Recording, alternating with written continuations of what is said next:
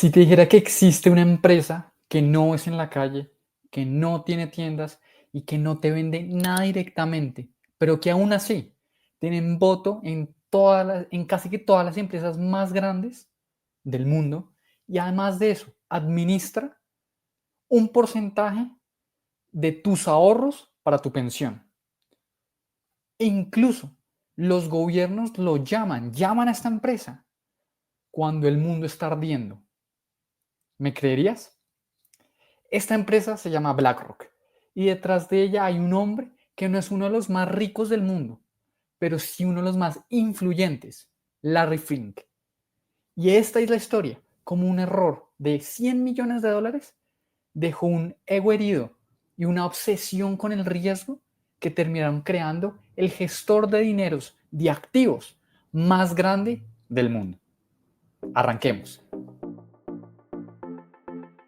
Hola, mi nombre es Juan Suárez y esto es Lecciones de CEOs. Analizo la vida de cada uno de los líderes que han transformado el mundo.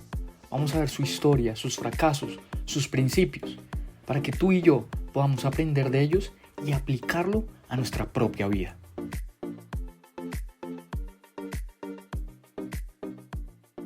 Antes de empezar, te quiero decir algo súper rápido. Por favor, si aún no nos sigues, hazlo. Dale clic en seguir aquí en la plataforma. Y 2, si nos puedes colocar 5 estrellas, si crees que este episodio y este podcast en general te ayuda, por favor hazlo. Ahora sí, volvamos a la historia. Larry Fink no crece en Wall Street, ni en la élite de Nueva York, ni en un internado suizo. Crece en los suburbios de Los Ángeles, en una familia judía de clase media, trabajadora, donde su papá era zapatero, su mamá era una maestra de inglés, una profesora, pero sí había algo muy especial en esta familia, y es que había una obsesión por la educación financiera y por la inversión. En esa casa no se ahorraba para comprar cosas, se ahorraba para invertir.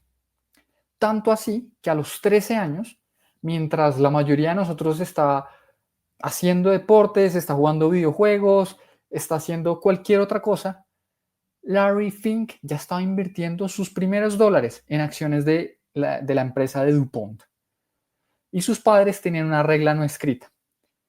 El dinero es una herramienta para sembrar más dinero. Y este detalle que parece bobo, un detalle que de pronto no hace mucho la diferencia, hizo que Larry Fink desde muy pequeño entendiera el poder del interés compuesto, de la octava maravilla, según Albert Einstein, del interés compuesto. Además de esto, de adolescente, Larry se iba con su familia al desierto, recordemos que vivían en California, o sea, muy cerca al desierto, y capturaba serpientes. Y después de esto se las vendía a coleccionistas.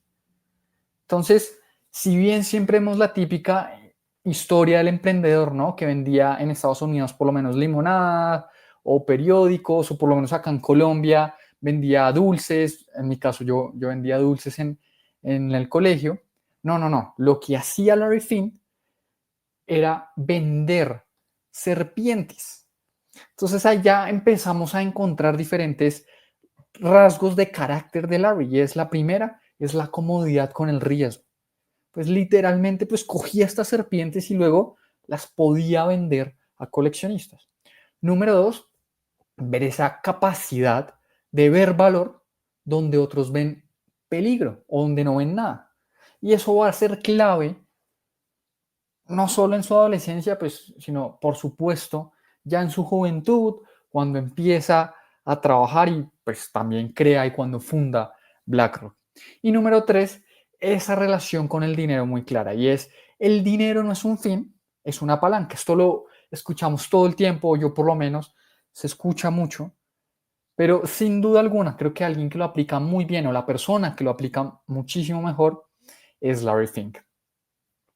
Ahora bien, ya en California, él, digamos que nació en 1952, entonces ya en California en los años 60, donde es una época marcada por turbulencia política, hippies, protestas, revolución cultural. La vida universitaria pues está llena de nuevas ideas, música, literatura, y Larry entra a UCLA, la Universidad de California, a estudiar ciencias políticas. Su idea original no era hacerse millonario en Wall Street, era hacer política, tener impacto desde el Estado. Y ahí hay algo muy interesante, y es que Larry no piensa solo en dinero. Pues luego piensa que es una palanca, que es un medio. Lo que sí piensa Larry es en el poder, en las instituciones. Entonces es una combinación bien interesante, porque al final recordemos que pues con muchísimo dinero, hay, como diría Spider-Man, o la frase del famoso tío Ben es, con un gran poder hay una gran responsabilidad. Y aquí pasa exactamente lo mismo. Cuando empiezas a tener grandes cantidades de dinero, sin duda alguna empiezas a tener pues un networking muchísimo más avanzado, empiezas a tener mayores relaciones, y eso por supuesto pues trae consigo poder. Y eso era lo que Larry Fink al final era realmente lo que él quería, poder, más que tener dinero, es poder tener injerencia en las decisiones que se toman. Y realmente hoy en día BlackRock y pues lo que él hace dirigiendo, siendo el CEO de BlackRock, pues sin duda alguna tiene mucha importancia en cómo se mueve no solo la economía norteamericana, sino también la economía mundial. Así que después de esto, pues él hace un MBA con énfasis en real estate, en bienes raíces, en bienes inmuebles, y ahí es donde empieza a sentirse muchísimo más atraído por pues, por el dinero en el sentido de el mundo de capital, de mercado de capitales, perdón, por Wall Street. Y ahí es donde Larry entra a First Boston. Y es un banco de inversión de primera línea que pues tiene también sede en Nueva York, y lo que él va a hacer es ser trader de bonos. Recordemos que un bono lo voy a simplificar muchísimo, y aquellos que de pronto tengan pues más experiencia en el mundo financiero, puede que lo simplifique mucho, pero básicamente un bono es renta fija, donde yo presto mi dinero, se la presto a una entidad o se la presto al mismo gobierno, y a partir de ahí pues tengo rentabilidad, ¿no? Entonces en los años 70 el mundo de los bonos no era muy glamuroso. De hecho, pues la renta fija normalmente no es tan atractiva, o no se siente tanto la adrenalina como puede ser la renta variable. Y con la renta variable me refiero a las acciones, ETFs, que ya también vamos a hablar muchísimo, cómo BlackRock influye mucho en los ETFs y cómo vemos la inversión hoy en día, tanto tú y yo. Pero bueno, devolvámonos a 1970, pero allí en 1976, Larry se convierte en el primer trader de fondos de Freddie Mac dentro de First Boston. Y este es un mundo bien interesante, porque lo que él hace es, a partir de eso, con un computador que hoy es bastante obvio, ¿no? Un computador personal en el que yo puedo estar grabando, en el que tú trabajas, pues en ese momento pues no era tan obvio. A partir de ahí, con un computador personal, pues tener una mesa de trading, y a partir de ahí poder generar dinero. Y aquí voy a tener una cita puntual del Larry que dice: si tenemos el poder de cómputo aquí, es decir, los computadores, podemos modelar todos los flujos de caja de una hipoteca. Recordemos que una hipoteca es un crédito hipotecario, ¿cierto? Cuando yo compro una casa y me endeudo a 15, 20 años, eso es un crédito hipotecario. Entonces lo que hizo Larry fue moldear todos esos flujos de caja, es decir, todos esos pagos programados que iban a tener las personas que estaban adquiriendo vivienda, agrupar todas esas, empaquetarlas y luego crear un instrumento totalmente nuevo. Ahora, si tú eres una persona que de pronto es bastante curiosa por el mundo de las finanzas, este producto te va a sonar bastante familiar. Y sí, es justamente el inicio o parte del inicio de lo que después sería la crisis del 2008 en Estados Unidos, con las hipotecas subprime. Entonces, Larry ayudó a construir ese bono, ese producto que en el 2008 se quemó. y era los bonos respaldados por hipotecas.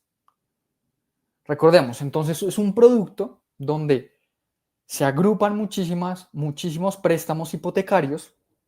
Entonces, no sé, qué sé yo, tú tienes que pagar $300 al mes por tu deuda hipotecaria, yo tengo que pagar 500 y así sucesivamente. Se agrupa todo eso y a partir de esto se crea un bono que las instituciones o las personas que inviertan este bono pues van a obtener rentabilidades de esto. ¿Listo? Es una persona invierte y la rentabilidad viene de los créditos que pagan los deudores de ese crédito. Ahora bien, pues básicamente era un producto bien interesante. ¿Por qué? Porque lo último que uno deja de pagar es su deuda hipotecaria. Es lo último. Uno de pronto tiene algún tipo de crisis económica, puede dejar de pagar, qué sé yo, el Netflix, el carro lo vende, pero lo último que uno deja de pagar es el crédito hipotecario. Entonces, este producto tan hermoso en ese momento le permite a Larry pues ser la unidad más rentable, la unidad de negocio más rentable del banco, de First Boston. Y esto hace que entre 1976 al 86 su área genere más de $1.000 millones en ganancias. Esto, por supuesto, convierte a Larry en el Golden Boy, en el siguiente gran genio de Wall Street. Por supuesto, en el banco lo ascienden y se convierte en el director más joven de la historia del banco. Y empieza a ganar pues muchísimo dinero y todo el mundo pues asume que va a ser el siguiente gran jefe. Y de hecho pues hay un documental donde pues me puse a revisar o a investigar sobre la historia de Larry y dice, él mismo lo dice, vuelvo y lo cito, perdón. Cuando estás a ese nivel con tanto éxito, empieza a formarse la idea de que eres casi invencible. Y esto es un sesgo psicológico que todos los seres humanos tenemos. No estoy diciendo probablemente con lo que él nos dice, seguramente también le pasó y voy a poner una anécdota personal para explicarlo muchísimo mejor. Hace 3 años, cuando fue el Mundial de Qatar 2022, no sé, algo dentro de mí me decía que Argentina iba a quedar campeona del mundo. Si bien hoy perdió el primer partido con Arabia Saudita, y ahí fue donde las primas o las cuotas más bien en las casas de apuestas eran más altas porque las probabilidades de que ganara el mundial pues eran menores. Yo dije, yo creo que Argentina va a quedar campeona del mundo. Entonces aposté. Al final pues la historia, más allá de que me diera la razón o no, básicamente Argentina quedó campeona del mundo y yo pues gané un dinero por esa apuesta. Aquí el sesgo psicológico es creer entonces que yo soy bueno en el mundo de las inversiones, de las apuestas, perdón. ¿Por qué? Porque a la primera o ya me estaba yendo bien o supongamos que hubiera tenido otras apuestas y también les hubiera ido muy bien, entonces ya por sí me creo invencible y que no puedo perder, ¿cierto? Y ahí es justamente donde pues ese sesgo psicológico hace que pues uno siga apostando en este caso y termine perdiendo. Y es aquí exactamente lo mismo que lo que le pasó a Larry. Larry pensaba que era invencible, pero el mercado lo iba a educar. Y esto no solo le pasó a Larry, me acuerdo muchísimo que le pasó también a Ray Dalio, también uno de los grandes gestores o creadores de los fondos de pensiones más grandes de Estados Unidos, Bridgewater Associates, que también le pasó exactamente lo mismo. Pero bueno, sigamos con la historia de Larry. En el primer trimestre del 86, la mesa de Larry gana unos $130 millones eh, haciendo lo mismo en renta fija. Entonces me dice, bueno, va bien este año, vamos bien enrutados. Y ya en el segundo trimestre, Larry pierde $100 millones por una apuesta excesiva sobre unas tasas de interés. Y esto hace que, si bien sigue en positivo, pues porque en el primer trimestre ganó 130, en el segundo perdió 100, todavía hay un margen de 30 millones, pues básicamente recordemos que Wall Street, pues en Wall Street la memoria es corta y es pues perder esa cantidad de dinero es casi que un insulto para ese sector. Entonces Larry cuenta, enojado consigo mismo, mortificado y casi que humillado, dice, y vuelvo y lo cito, puedes trabajar toda una vida bajo la suposición de que algo no puede pasar y de repente, ¡bam!, pasa y se borra todo tu trabajo. Y literalmente eso le pasó. Si bien no lo despidieron, lo empiezan a marginar, lo que llaman ahora el despido silencioso.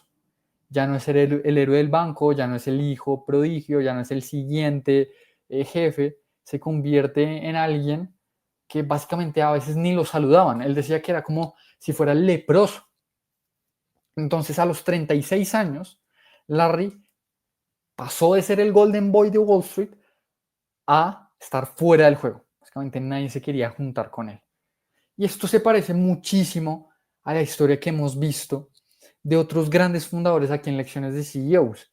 Hemos visto al fundador de Lego, que recordemos que el taller se le quemó 3 veces, se quebró, un posible cliente que le iba a coger toda la producción de Navidad también se quebró y no le pudo comprar nada. También Hans Wilsdorf, el creador de Rolex, huérfano a los 12 años, internado, estaba solo básicamente. Y pues aquí Larry Fink también, la humillación pública profesional. Y recordemos que en Wall Street al final, pues esto realmente pega mucho.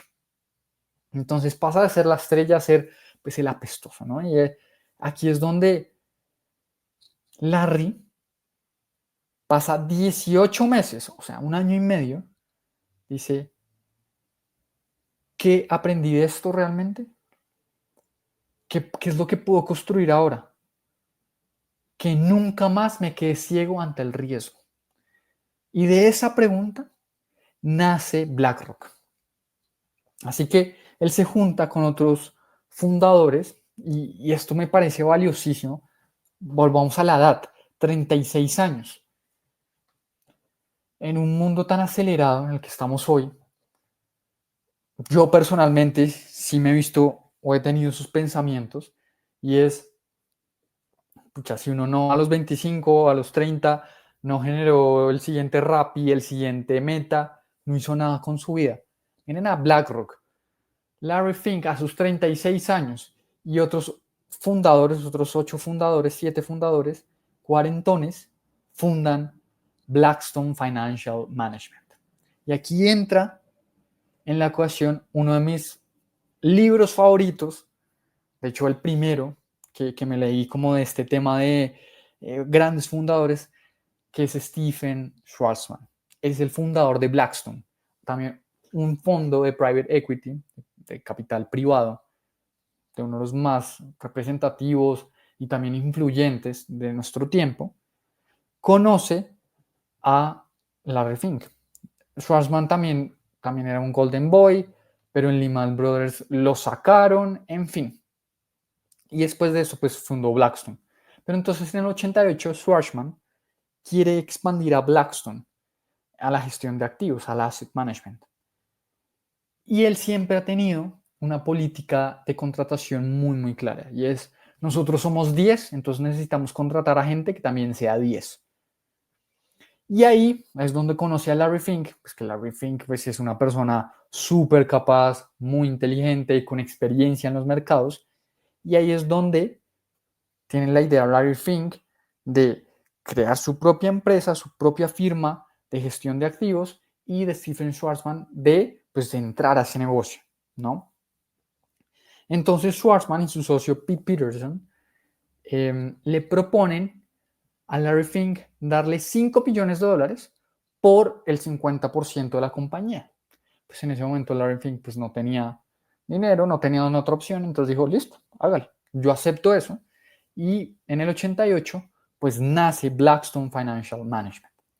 Con 8 fundadores, vuelvo y digo, la mayoría en sus 40 y pico años, ya básicamente son personas que han tenido experiencia en el mundo de los mercados, mercados de capital, y empiezan a crecer, a ganar dinero, Solo 2 años después ya están gestionando 2.700 millones de dólares y a inicios de los 90, pues básicamente empiezan a generar y a gestionar sobre todo más dinero. Clientes institucionales, y cuando me refiero a clientes institucionales son fondos de pensiones, aseguradoras y todo enfocado en la renta fija, es decir, hipotecas, bonos, crédito. Todo bajo una misma promesa. Y como inicié este capítulo, medir y gestionar el riesgo de estos activos. Larry sabía que no podía repetir este riesgo, o este error más bien, de perder 100 millones de dólares en un trimestre, de no gestionar bien ese riesgo. Y ahí nace algo espectacular, que ya vamos a hablar un poco sobre esto, y es Aladdin. Aladdin es un software que empieza a capturar muchísimos datos macroeconómicos que le permiten entonces entender el riesgo de las inversiones. Ya vamos a hablar un poquito más a profundidad ahorita sobre Aladdin, pero crecer tanto en tan poco tiempo para Schwarzman, es decir, para Blackstone, representa un problema. ¿Y por qué un problema? Recordemos que Blackstone es una compañía, o en ese momento era un fondo de capital privado.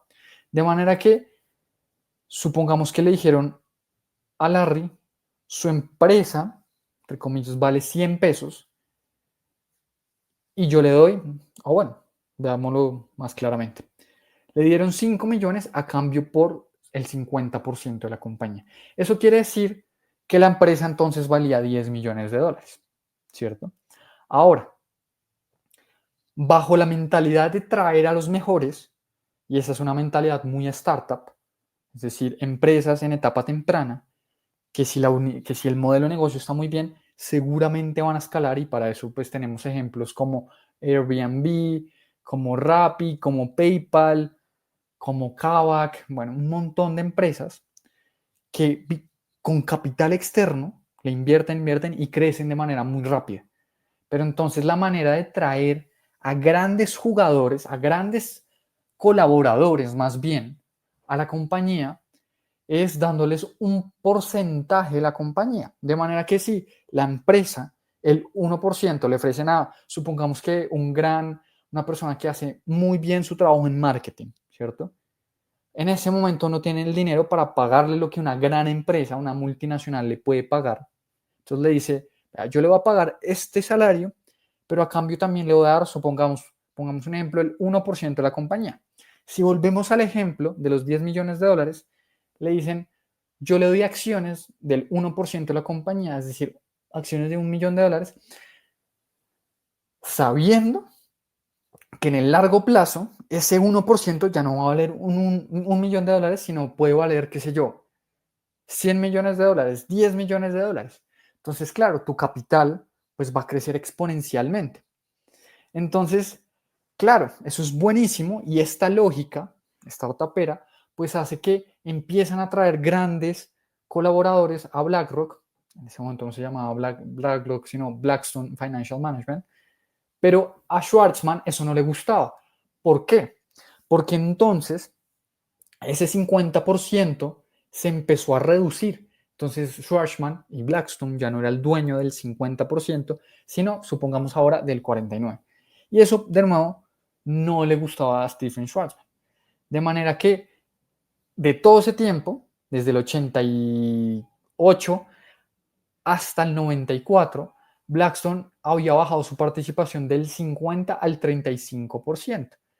Entonces, pues esas dos visiones, la de Larry de yo traigo a mucha gente y no importa si cedo parte de mi empresa, pero pues eso me va a ayudar a crecer, pero Schwartzman sí quería seguir manteniendo el control de la compañía, pues hizo que al final, hoy venga, Larry, pues separémonos. Entonces Larry Fink fue y buscó un comprador y encuentran a PNC Bank Corp, un banco de Pittsburgh que estaba de compras en ese momento, pues estaba adquiriendo compañías. Entonces, PNC, Blackstone le vende ese 34%, 35%, perdón, a PNC Bank Corp. De manera que ahí es donde se separan y nace el nombre de BlackRock. Ahora, ellos al principio Black no podían utilizar Black. ¿Por qué? Pues porque era propiedad de Blackstone.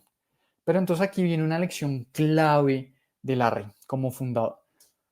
Y es que fue y negoció con Stephen Schwarzman y le dijo, venga, voy a citarlo, queremos honrarlos a ustedes. Gracias a Blackstone este negocio nació. Entonces queremos llamarnos BlackRock. Black por ustedes y Rock por piedra, pero en vez de Blackstone, Rock, como un homenaje. Entonces, claro, Schwarzman compra esta narrativa y los deja utilizar pues el Black. Entonces ya no se van a llamar, qué sé yo, maderas, inversiones de madera, sino BlackRock. Y esto era supremamente importante. Y fue ahí donde realmente pues nació BlackRock como lo conocemos hoy. Ahora, si lo vemos en retrospectiva, y aquí ya depende de la perspectiva que tú tengas. ¿Por qué? Porque hoy en día, pues Blackstone vendió su participación y tiene unos activos bajo manejo de aproximadamente unos 700 millones, mientras que BlackRock pues ya gestiona, es el mayor gestor de activos del mundo y gestiona aproximadamente 13 trillones de pesos, de dólares, perdón. Entonces aquí es donde se vuelve, o hay dos visiones totalmente diferentes. ¿Tú qué prefieres? Y es gestionar menor cantidad de activos, pero tener mayor control y por ende mayores utilidades y por ende tener más dinero, o tener muchísimo volumen de, pues, digamos, como dar equity para poder crecer agresivamente y pues por supuesto pues tu riqueza personal se baja. Entonces si lo vemos en comparativa, la riqueza de Stephen Schwarzman ronda aproximadamente a los 30 mil millones de dólares, mientras que los de Larry Fink alrededor de los 1.100 millones. Entonces claro, la diferencia es abismal. Entonces ahí es donde te pregunto a ti, ¿tú qué prefieres? Y si quieres déjamelo en los comentarios pues en la plataforma en la que estés, en Spotify o en YouTube. ¿Tú qué prefieres? ¿Tener más control de la torta y por ende mayor riqueza, pero que la torta sea más pequeña? ¿O tener una torta más grande, pero que tu riqueza sea más pequeña? Al final, pues decidieron diferente y está perfecto. Y en 1999, BlackRock ya gestiona aproximadamente unos 665 mil millones de dólares, que pues para estándares de esa época, pues ya eran un jugador importante y deciden salir a bolsa, hacer el famoso IPO, que ya te lo expliqué en el capítulo anterior también, que hablamos sobre esto de Whole Foods y John Mackey, pero lo volvemos a hablar si no has escuchado este episodio. Un IPO es simplemente salir a la bolsa, que personas como tú y yo podamos comprar acciones de esa compañía y a cambio del dinero que nosotros les damos, pues tenemos acciones. Y con ese dinero que hace la compañía, pues poder crecer muchísimo más las operaciones y en un mundo muy, muy ideal, que a veces algunas compañías lo logran hacer, pues generar más ingresos y por ende, pues darle muchísimo más utilidad a los accionistas. En fin, ellos salieron con un precio de $14 por acción, con una valorización de la compañía de 2.000 millones, es decir, ya no eran 10 millones de dólares lo que valía la compañía, sino valía 2.000 millones de dólares. Entonces, imagínense, sigamos con el ejemplo de la persona de marketing que entró con un salario más bajo, pero con el 1%, pues miren cómo se multiplicó ese dinero, ¿no? Entonces, bien importante. Ahora, esto sobre qué también estaba sustentado y era sobre Aladdin. Aladdin es el corazón tecnológico y yo diría que casi que estratégico de BlackRock. Aladdin es un sistema capaz de monitorear más de 2.000 factores de riesgo diariamente. Entonces, cambios en tasas de interés, curvas de los bonos, divisas, volatilidades, en fin, un montón de cosas supremamente, pues ya, del mundo financiero pero que permiten, sobre todo, y lo más importante bajo la filosofía de Larry, y es gestionar el riesgo, poder hacer una cadena de producción y entender el riesgo para poder gestionarlo. El mundo de las inversiones es poder gestionar el riesgo. Ese es el negocio, gestionar el riesgo, no perder. Como diría Warren Buffett, su regla número 1, no perder dinero. Su regla número 2, no olvides la regla número 1. De eso se trata. Entonces, pues Aladdin se vuelve supremamente importante porque si tienes una herramienta que analiza muchísimos datos y permite reducir el riesgo, pues a quién no le interesa eso. Entonces, eso hizo que muchos bancos, muchas instituciones, incluso gobiernos, quisieran tener una licencia sobre Aladdin. Y ahí es donde nace BlackRock Solutions, como pues Aladdin como ese producto estrella, que no se trata ya solo de tener un modelo interno que te permite tomar decisiones de inversión, sino también una máquina que hace dinero. ¿Por qué? Pues porque ya no es una suscripción de $10 al mes, ¿cierto? Sino hay una noticia que dice que BlackRock le cobró a JP Morgan, un banco en Estados Unidos, creo que si no es el más grande, le cobró 1.5 millones de dólares por la suscripción. Entonces, básicamente, solo por la adquisición, perdón, y por el fee de uso, unos 5.3 millones de dólares al año. Entonces es como unos 14.500 dólares al día a un solo cliente. Entonces aquí es donde vemos que pues empieza a diversificar sus fuentes de ingreso, pero por supuesto a tener muchísima más información. Pues recordemos que esto lo hace pues algo espectacular y tener una ventaja competitiva, porque en la medida que tiene muchísima más información, pues tiene ese famoso efecto de red, ¿no? Donde tiene más datos, se vuelve muchísimo más poderoso. Si lo ponemos en un ejemplo un poquito más tangible, es un efecto de red, es WhatsApp. Si tú eres el único que está en WhatsApp, pues no tiene mucho sentido, no tiene mucho valor. Pero en la medida que tus papás, que tus amigos, que tu novio, que tu novia, que tus compañeros de trabajo están en WhatsApp, pues se vuelve una herramienta con muchísimo poder, ¿no? Y ahí es donde hay veces donde que WhatsApp se cae, entonces todo el mundo empieza a cambiarse a Telegram, a WeChat, qué sé yo. Pero seamos honestos, nadie utiliza esas redes, o muy pocas personas. Entonces ahí es donde está ese efecto de red y el coste de cambio. Entonces se vuelve supremamente poderoso para BlackRock que todo el mundo utilice Aladdin, porque tiene más información y pues tiene muchísimo más poder. Esto pues hace que empiece a tener muchísimo más flujo de caja y empiece a comprar MetLife, Merrill Lynch, Kellogg's, de manera que pues BlackRock empieza a crecer de manera orgánica, adquiriendo más clientes, y de manera inorgánica, como ya lo dije, haciendo compras a MetLife, a Merrill Lynch, ¿no? Entonces, esto hace que con el paso del tiempo, en los 2000, empiece a gestionar muchísimo dinero. Casi que en el 2007 estaba gestionando 800 mil millones de dólares. Estaba ahí muy, muy cerca del trillón. Entonces, es algo supremamente valioso. Y vuelvo a citar esa frase famosa de Larry Fink. Lo que nos trajo aquí fue la gestión de riesgos. No podemos volver a jugar o no podemos volver a jugar a ser invencibles. Hay que gestionar el riesgo, de eso se trata.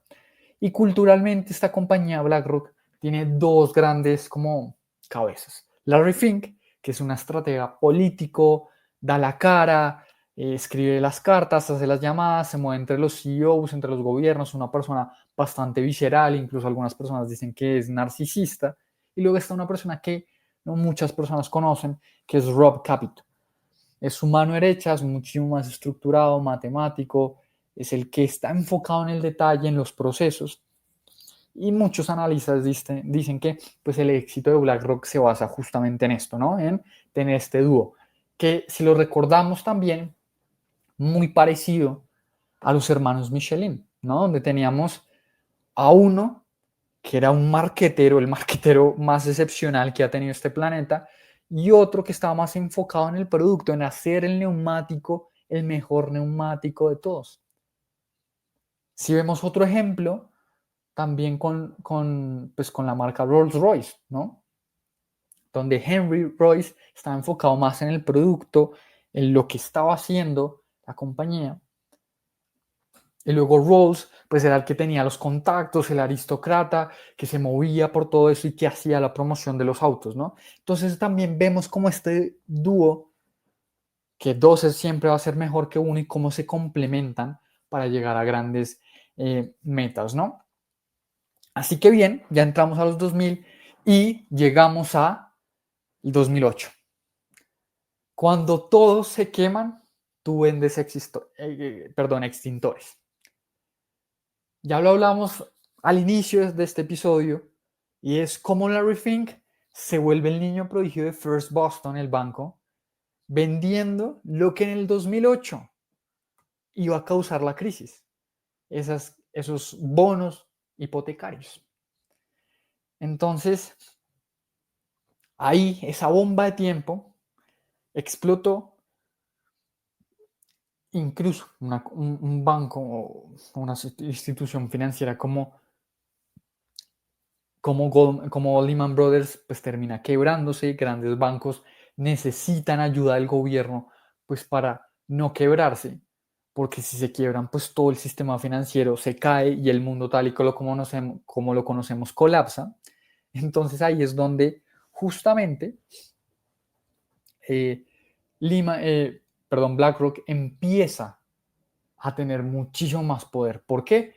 Porque empieza a gestionar el riesgo y empieza a comprar participaciones de bancos y también tiene muchísima influencia y mucho peso en el gobierno de turno, diciéndole a la Reserva Federal y al Tesoro qué es lo que necesitan. Entonces empiezan a diseñar, qué sé yo, portafolios de rescate, a comprar y a segregar activos problemáticos, en fin, hacen como toda la infraestructura financiera para rescatar y poner a flote al mercado norteamericano.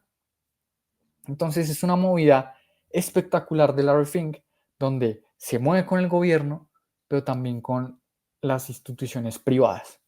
¿Para qué? Para ayudar, para limpiar, gestionar portafolios y posteriormente, pues cobrar esos fees enormes por consultoría y gestión y se convierte pues en ese socio técnico por los reguladores más grandes del mundo. Y ahí es donde también, pues obviamente aprovecha comprar a precios de crisis. Recordemos que esta famosa frase también de Warren Buffett de ser tímido o estar asustado cuando todo el mundo está de fiesta y ser básicamente un lobo o ir a cazar cuando todo el mundo está asustado. Y ahí es donde BlackRock da el golpe y se convierte en el fondo más grande de todos. Da ese golpe maestro, dándole la infraestructura básica del mundo, básicamente al mundo financiero, y también en el 2009 compra la unidad de inversiones globales de Barclays. Barclays es el banco, pues uno de los bancos más poderosos de Inglaterra, pero ahí compra algo supremamente valioso y es a la unidad de negocio iShares. iShares, para aquellos que no lo conocen, no, si tú no lo conoces, está totalmente bien, es la familia de ETFs más grande del mundo. ¿Qué es un ETF? Es una bolsita que te permite empaquetar diferentes acciones. Entonces, en vez de tú comprar la acción de Apple, la acción de Microsoft, la acción de, qué sé yo, de Tesla, por separado, lo que te puede costar muchísimo dinero, lo que tú haces es comprar solo esa bolsita, que se le llama ETF, y ya estás invirtiendo indirectamente en todas esas acciones. Entonces se vuelve mente supremamente valioso porque eso permite que ya no tengas como cliente nada más a a las grandes instituciones como fondos de pensiones, aseguradoras, sino también que personas como tú y yo que compramos ETFs para diversificar y crecer nuestro portafolio, también entonces le empecemos a entregar nuestro dinero a BlackRock. Entonces el precio en ese momento, cuando compró esta familia BlackRock, familia de iShares, costaba los 13.000 a 15.000 millones de dólares. Pero al comprar esto, pues permite, como ya te dije, empezar a gestionar a los activos básicamente de todo el mundo. Porque entonces se vuelve pues algo supremamente irónico y es a partir de una crisis de algunos instrumentos que Larry ayudó a crear, termina consolidando a Larry como el bombero oficial del sistema y el rey de una nueva fase de la industria, que eran los ETFs. Entonces, de verdad que es algo, digamos que espectacular en el tema de cómo también es un poco la vida, pero en el momento que tú te posicionas y empiezas a generar estas conexiones y a entender que unes los puntos, como lo dijo en su momento Steve Jobs, pues permites básicamente seguir creciendo tu negocio. Así que bueno, empieza la era de los 2010, la década de entre 2010 a 2020, pues está muy enfocada en eso, en ETFs, pequeños inversionistas, tanto como tú y yo, y se convierte en ese banco de la sombra, donde todo está enfocado en dos tendencias, la filosofía de la inversión indexada, que es lo que ya te dije, los ETFs, y eh, poder básicamente entender y captar el dinero de inversionistas retail. Ahora bien, ¿qué es lo que pasa? Que a partir de esto, pues BlackRock se convierte, junto con Vanguard y State Street, en el Big Three, o los fondos de activos más grandes, fondos de activos no, fondos administradores de activos, perdón, que gestionan pues básicamente el mundo. En el 98 estos tres fondos gestionaban el 5% o tenían voto en el 5% de las compañías del S&P 500, el Standard Poor's 500, que son las 500 empresas más grandes de Estados Unidos, y para el 2019 ya sumaban alrededor del 20%. Ese poder de voto, pues básicamente pues los vuelve en una institución o en instituciones supremamente poderosas. Así que, pues Larry, pues se convierte en una persona muy influyente en el mundo. Pero a pesar de eso, pues Larry no está movido por eso. No es el típico multimillonario que tiene 10.000 casas por todo el mundo. No. Larry Fink se casó en el 74 con su novia de toda la vida, Lori, que eso también es supremamente importante. Algunos de los grandes fundadores han tenido una esposa y ya. Básicamente, esa estabilidad pues también les permite desempeñarse muy bien en su trabajo. En fin, tienen 3 hijos, pero como les digo, no es que tenga un yate y va todos los días a Mónaco, no. Tiene una casa en Nueva York y una granja al norte del estado de Nueva York y ya está. Donde pues tiene animales, plantas y ya está.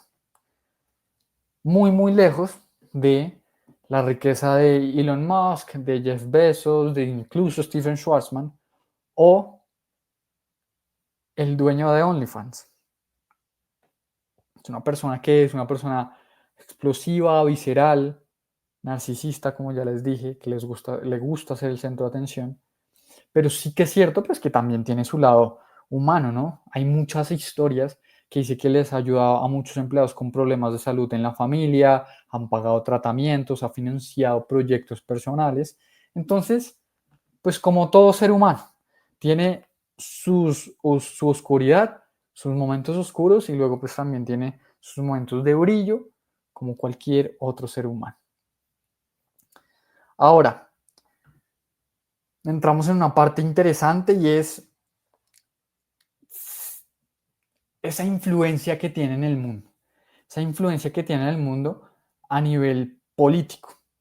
¿Y por qué lo digo político?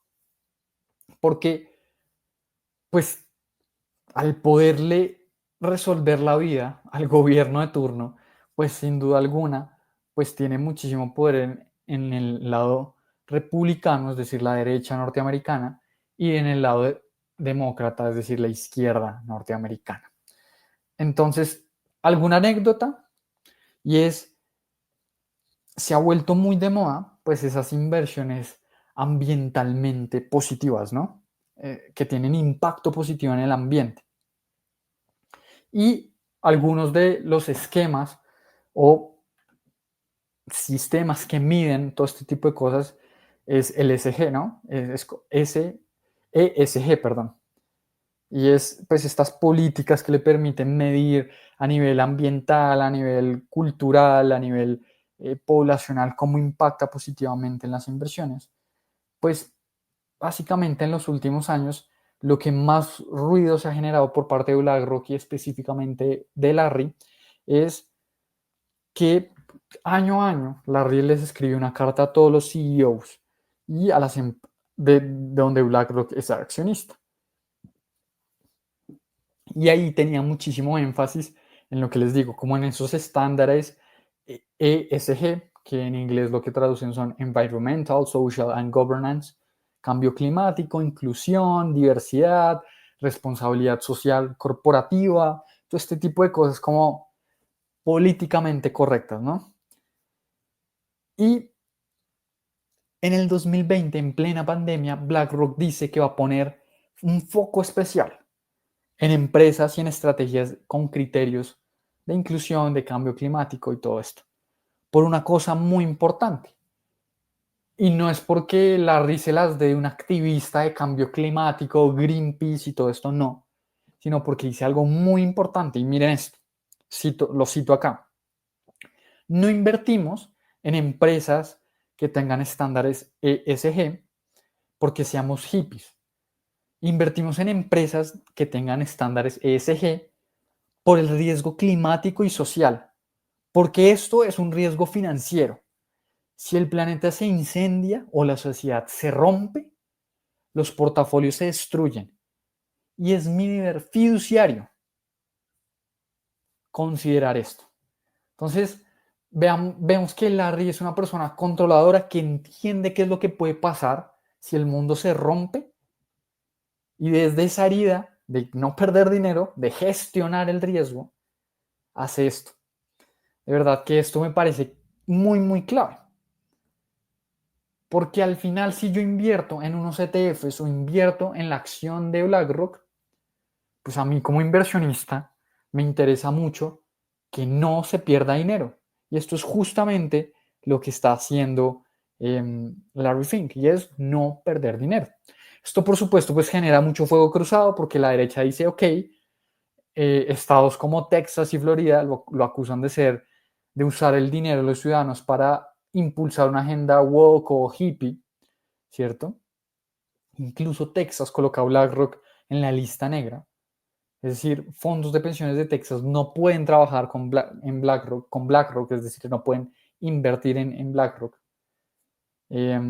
Y luego, por el otro lado, la izquierda, BlackRock tiene 170 mil millones de dólares invertidos en empresas de combustibles fósiles como Exxon, como Chevron. Entonces, pues le dicen como, pues, usted no está siendo coherente.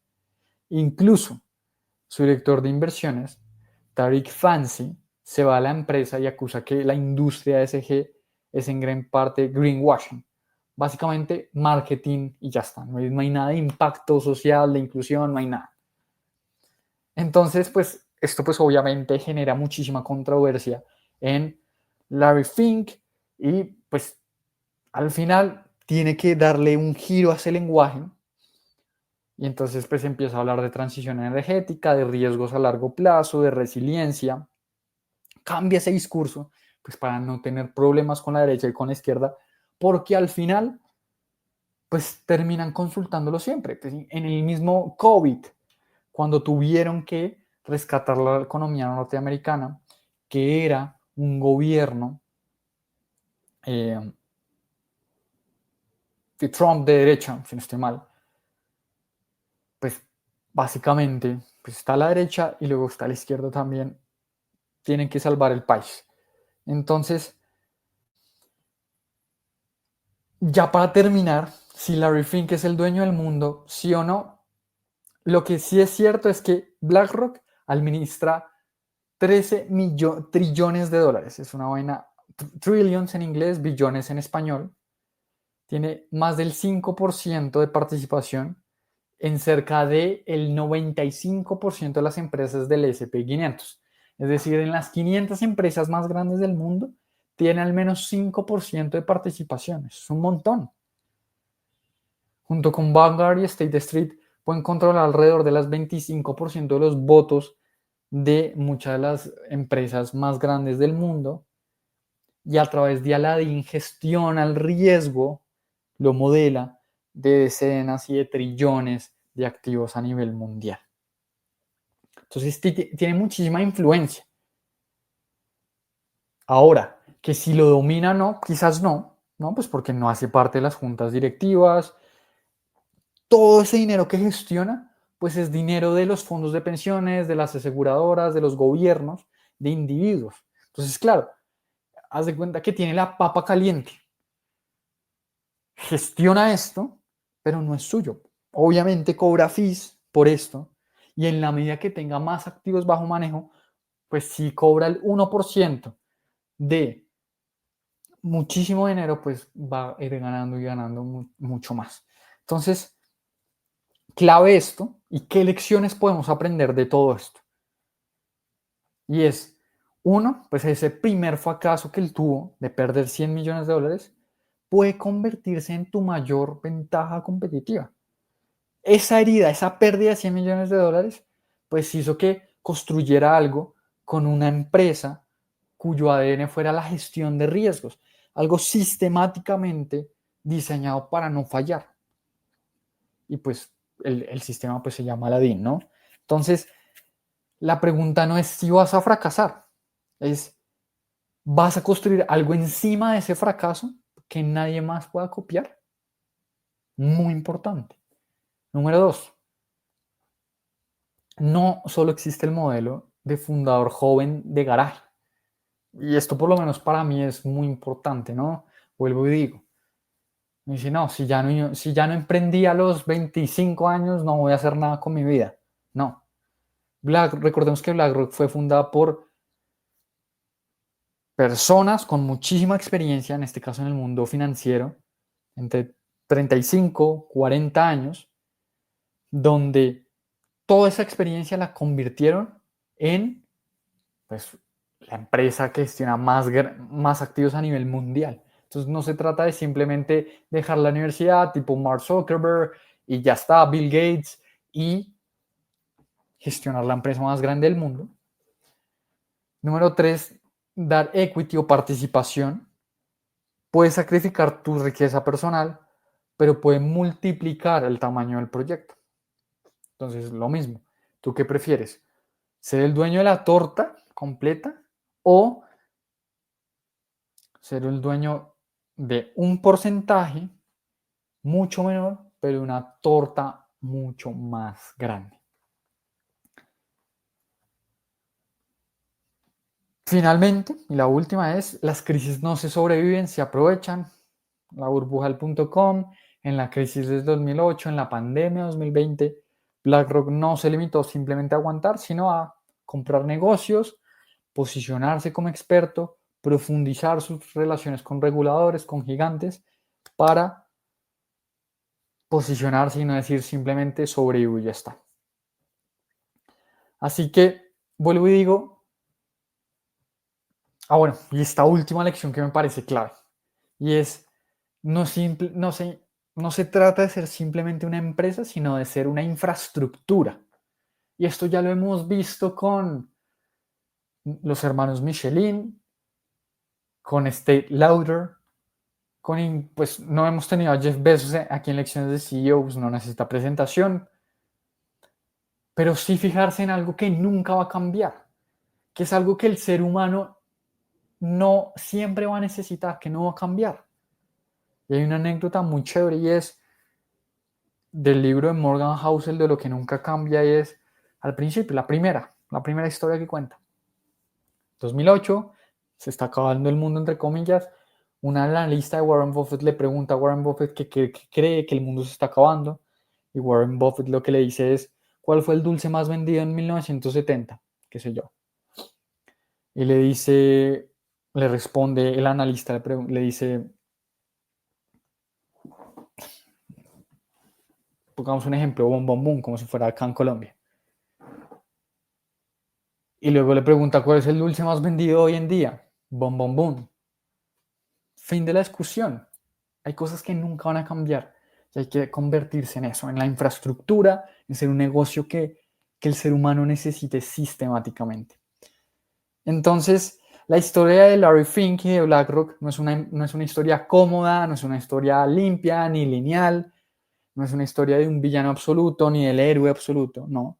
Es simplemente la historia de una persona que quiso ser política, inventó sus productos financieros, se estrelló muy duro, pero a partir de ahí creció una obsesión, tuvo una gran responsabilidad y ha convertido eso en ser el gestor de activos más grande del mundo. De verdad, una historia muy importante. Si te gusta, si te apasiona el mundo financiero, en este caso como a mí, buenísimo. De verdad que a mí personalmente me gustó mucho esta historia. Y no olvides darle seguir al podcast. Si crees que esta historia le puede servir a alguien más, le gustaría escucharla a alguien más, por favor compártesela. Dale 5 estrellas a este episodio o al podcast si te gusta, para seguir creciendo. Y nada, nos vemos en un próximo episodio. Yo soy Juan Suárez, te mando un gran abrazo y esto fue Lecciones de CEOs.